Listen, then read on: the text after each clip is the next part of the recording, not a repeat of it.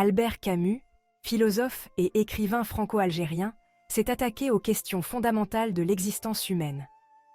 Il a exploré les thèmes du sens et de la condition humaine dans un monde dépourvu de signification intrinsèque. Camus est surtout connu pour sa philosophie de l'absurde, un concept central pour comprendre sa perspective sur la vie. Ses idées ont trouvé un écho profond dans l'après-Seconde Guerre mondiale, une période marquée par une désillusion généralisée. Les écrits de Camus, notamment L'étranger et le mythe de Sisyphe, continuent de susciter la réflexion. L'absurde, dans la philosophie de Camus, naît de la confrontation entre notre désir humain inné de sens et l'indifférence inhérente de l'univers. Nous aspirons au but, à l'ordre et à la compréhension dans un monde qui apparaît souvent chaotique et dénué de sens. Ce choc entre notre soif de sens et le silence de l'univers crée l'absurde. C'est la reconnaissance que notre quête d'un sens inhérent au cosmos se révélera finalement vaine. Imaginez que vous cherchiez un objet perdu dans une pièce sombre. Vous trébuchez, cherchant désespérément un signe, quelque chose qui éclaire l'obscurité. Mais la pièce reste obstinément sombre, n'offrant aucun indice, aucune orientation. Ce sentiment de rechercher un sens dans un vide apparemment vide de sens traduit l'essence de l'absurde. L'absurde ne se limite pas aux débats philosophiques élevés. Il imprègne notre quotidien. Nous le rencontrons dans les routines banales qui rythment nos journées et dans les événements inattendus qui les perturbent. La répétition du quotidien, le cycle apparemment inutile du travail et des loisirs, peuvent évoquer un sentiment d'absurdité. Nous pouvons nous interroger sur le sens de nos actions dans le grand ordre des choses.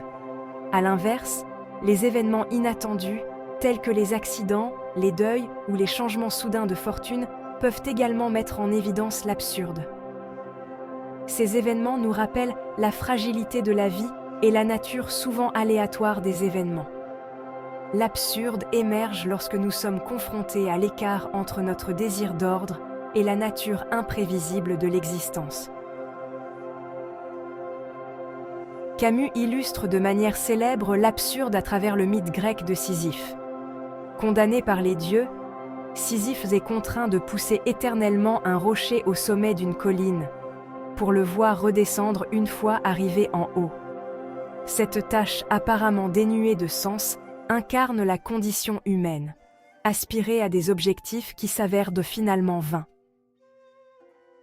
Le destin de Sisyphe prend cependant un nouveau sens lorsqu'on le considère à travers le prisme de l'absurde. Camus soutient que Sisyphe peut trouver un étrange sentiment de victoire dans sa rébellion contre l'absurde. En embrassant l'absurdité de sa tâche, Sisyphe transcende sa punition et trouve une certaine liberté dans son défi. Section 5. Affronter l'absurde, l'appel à la révolte de Camus. Camus ne prône pas l'acceptation passive de l'absurde. Au contraire, il appelle à la révolte. Cette révolte n'est pas une révolte contre l'univers ou son indifférence. C'est plutôt une révolte contre la tentation du désespoir, de succomber au nihilisme face à l'absence de sens. C'est un choix conscient de vivre pleinement sa vie, de créer du sens à travers nos actions et nos expériences, en sachant que tout sens que nous trouvons est finalement notre propre création. La révolte de Camus est une célébration de la liberté humaine. Reconnaître l'absurde nous libère du fardeau de la recherche d'un sens extérieur. Cela nous permet de créer nos propres valeurs, de poursuivre nos passions et de trouver de la joie dans le moment présent, sans le poids d'une signification cosmique. Section 6. Embrasser l'absurde. Trouver la liberté dans l'absence de sens. Paradoxalement, embrasser l'absurde peut être libérateur. Lorsque nous acceptons que la vie n'a pas de sens inhérent, nous sommes libres de créer le nôtre. Nous pouvons poursuivre nos passions, nouer des liens significatifs et faire l'expérience du monde avec un sentiment d'émerveillement, sans être accablés par la recherche d'un but ultime. Cette liberté, née de l'acceptation de l'absence de sens, est au cœur de la philosophie de Camus. Imaginez un peintre face à une toile blanche. Au lieu de se sentir décontenancé par l'absence de forme prédéterminée, il y voit une invitation à créer, à imprégner le vide de sa propre vision. De même, embrasser l'absurde nous permet d'aborder la vie comme une toile vierge, libre de peindre notre propre sens sur sa vaste étendue. Section 7. L'absurde et le lien humain, trouver un sens dans l'expérience partagée. Si l'univers peut être indifférent, nos liens avec les autres ne le sont pas. Camus reconnaissait l'importance profonde des relations humaines dans un monde dépourvu de sens inhérent. Nos interactions, nos expériences communes et les liens que nous tissons avec les autres deviennent des sources de sens et de but dans un monde absurde.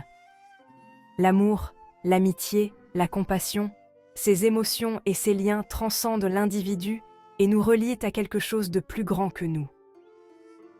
Dans le rire partagé entre amis, l'étreinte réconfortante d'un être cher, nous trouvons des moments de véritable sens qui défient l'absurde. Ces liens nous rappellent que même dans un univers dénué de sens, les relations humaines comptent. Section 8. L'absurde et l'art, créer du sens à partir du néant. L'art devient une réponse puissante à l'absurde. Par l'art, nous créons du sens à partir de rien. Nous imposons l'ordre au chaos et trouvons la beauté dans le banal. L'art nous permet de nous connecter aux autres à un niveau plus profond. Des mots poignants d'un poème aux notes envoûtantes d'une symphonie, l'art transcende les limites du langage et de la logique. Section 9. Critique et interprétation de l'absurdisme de Camus.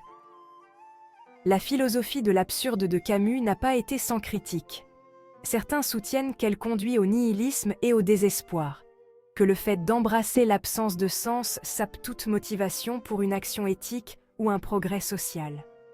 D'autres affirment que l'accent mis par Camus sur la rébellion individuelle néglige l'importance de l'action collective pour lutter contre les injustices sociales. Cependant, l'œuvre de Camus a également inspiré de nombreuses interprétations et applications. Ces idées ont trouvé un écho auprès de ceux qui cherchent un sens dans des circonstances difficiles, qu'il s'agisse d'individus confrontés à l'adversité ou de militants luttant pour la justice sociale. La pertinence durable de l'absurde de Camus réside dans sa capacité à susciter un dialogue et un débat permanent sur la condition humaine. Section 10. La pertinence durable de l'absurde de Camus, un dilemme intemporel. À une époque marquée par les progrès technologiques rapides, la mondialisation et les menaces existentielles, la philosophie de l'absurde de Camus semble plus pertinente que jamais. Nous sommes bombardés d'informations, confrontés à des défis mondiaux complexes et à la conscience omniprésente de notre propre mortalité. La recherche de sens dans un univers apparemment dénué de sens est un dilemme humain intemporel. L'œuvre de Camus nous rappelle que cette recherche, bien que vaine dans sa quête de la vérité absolue, est une partie essentielle de ce qui fait de nous des êtres humains. C'est par notre confrontation à l'absurde que nous nous définissons, façonnons nos valeurs et créons du sens à notre vie. Section 11. Conclusion. Vivre avec l'absurde. La philosophie de l'absurde de Camus n'offre pas de réponse facile ni de vision du monde réconfortante. C'est une philosophie qui exige un engagement, un esprit critique et une volonté d'affronter les contradictions inhérentes à la vie. C'est un appel à embrasser la liberté et la responsabilité qui découlent de la reconnaissance de l'absence de sens inhérent. Vivre avec l'absurde est un processus continu, une négociation constante entre notre désir de sens et l'indifférence de l'univers. C'est dans cet espace de tension, entre acceptation et rébellion, que nous nous définissons et que nous créons une vie qui vaut la peine d'être vécue. Comme nous le rappelle Camus, la lutte elle-même vers les sommets suffit à remplir un cœur d'homme. Il faut imaginer Sisyphe heureux.